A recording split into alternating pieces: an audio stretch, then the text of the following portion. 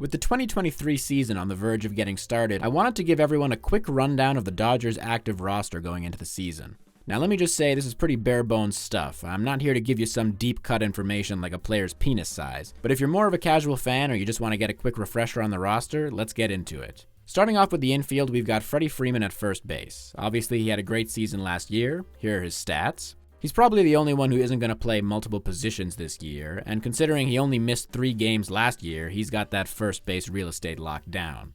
At second base, we're mostly going to be seeing the young Miguel Vargas, who you may recall made his MLB debut late in the season last year. And honestly, he wasn't incredible, but you got to give the young players time to get comfortable. If he ends up being good, it'll be huge for the team.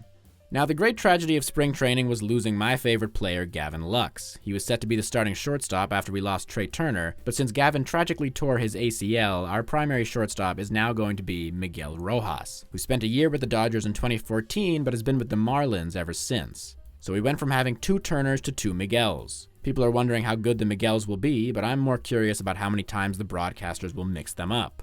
Third base will be mostly covered by Max Muncy, who had one of the worst seasons of his career last year. I think the key to Muncy's success is anger, like last season when the White Sox walked Trey Turner to get to him, and he was so pissed off that he hit a 3-run homer. So if we want to ensure his success this season, I say we hire someone to whisper insults to Max before every at-bat. Behind the plate, we're going to see Will Smith and Austin Barnes again, 2 great catchers in different ways. And if that Austin Barnes regular season stat line is bothering you, don't forget that he got 2 hits in 3 at-bats in last year's postseason, making him one of the few guys who didn't play like garbage as soon as we got to October. Now let's take a look at the outfield. First we have Mookie Betts, and if you don't know who he is, then you might be too casual of a fan to ever enjoy this channel. Then we have Chris Taylor, who will actually be splitting his time between the outfield and the infield this season. Let's just hope that more of that time is spent on base. British legend Trace Thompson will also be returning after having a breakout season last year, even if he did start to dip near the end. After only appearing in 4 games last year but recording the highest OBP of any Dodger, James Outman has fought his way to an opening day roster spot. And if his stats stay this good, he'll be on every Dodgers opening day roster for the rest of his career. Then we have the veteran outfielder David Peralta, and if you missed this signing, it's because the Dodgers did it in the middle of February like thieves in the night. Peralta had a mediocre season last year, but the pressure of a 1-year contract might bring him back to his former self. In a Dodgers first, there's actually going to be a consistent designated hitter on the team. The Dodgers signed JD Martinez for $10 million in December. This is probably the signing I felt the most uncertain about in the offseason, but if he ends up being good, it'll be well worth it. And if he ends up being bad, I'll never forgive the front office for letting Justin Turner leave.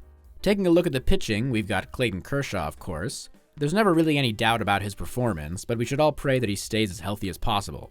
The opening day pitcher this year will be Julio Urias, who put together an incredible season last year and will hopefully keep it going. Then we have Dustin May, who only made a few appearances last year after coming back from Tommy John surgery. A surprising fact about him is that he is 6'6", tied for the tallest Dodger with our next pitcher, Noah Syndergaard, who rejected longer contracts to sign a 1-year deal with the Dodgers because he has such faith in our pitching staff. And it makes sense after Tyler Anderson and Andrew Haney made $39 million and $25 million respectively after signing with other teams. Rounding out the primary rotation is Tony Gonsolin, who had a breakout season last year. Unfortunately, he won't be starting the season after rolling his ankle in spring training. Catman is currently predicted to come back at the end of April, which means in the meantime his spot will be taken over by Ryan Pepio, who made his MLB debut last season with promising results and has a last name that's fun to say. Diving into the bullpen, I'll try to keep this quick since we have a few names to get through. Starting with Daniel Hudson and Evan Phillips, 2 incredible relievers who will probably find themselves alternating to fill the closer role. Hudson's fantastic last season was cut short by injury, while Phillips was so good that he put up the 9th highest wins above replacement on the team. Other returning relievers include Yency Almonte, Brusdar Graterol, Alex Vesia, and Caleb Ferguson, all of whom had great seasons last year. Then there's old Phil Bickford, who had a rough season last year, but was great for the team in 2021, which is probably why they've kept him around. There's also Andre Jackson, who was called up late last season, but just in time to join this picture for the Dodgers dress-up day. Who would have guessed that he'd be the only one still on the team the next year? New to the bullpen is Shelby Miller, who has had a very rocky last few years. But Mark Pryor has certainly pulled off crazier recovery projects, so I'm ready to see Shelby Miller become an all-star this season. Or at least get below a 5 ERA. Also new is Alex Reyes, who was with the Cardinals but missed all of last season. Still, he has a great history, so I expect good things. Then there's Jimmy Nelson, who has actually been with the Dodgers since 2020 but has only pitched in 28 games due to a bunch of injuries. And sure enough, he already has an elbow injury to start this season. Just pray he shows up at some point, it'll be better than nothing. And that's the end of the active roster, although we're not quite done yet because there are a couple people who aren't on the active roster but are worth mentioning. The veteran outfielder Jason Hayward was signed by the Dodgers on a minor league deal after his former teammate Freddie Freeman heavily vouched for him. He's been performing well in spring training, so we'll definitely see him if changes need to be made in the outfield. The top prospect in the Dodgers farm system is the catcher Diego Cartaya, who will probably be called up at some point this year. Some pitchers who you'll definitely see include the young Michael Grove and Justin Brule? I don't know. Then there's Victor Gonzalez, who will either show up at some point or quietly drown in the minors. Walker Buehler and Blake Trinan are both recovering from surgery, but there's still a slight chance we'll see them at the tail end of the season. There's also a chance we'll see the prospect infielders Michael Busch, Yonny Hernandez, and Eddys Leonard.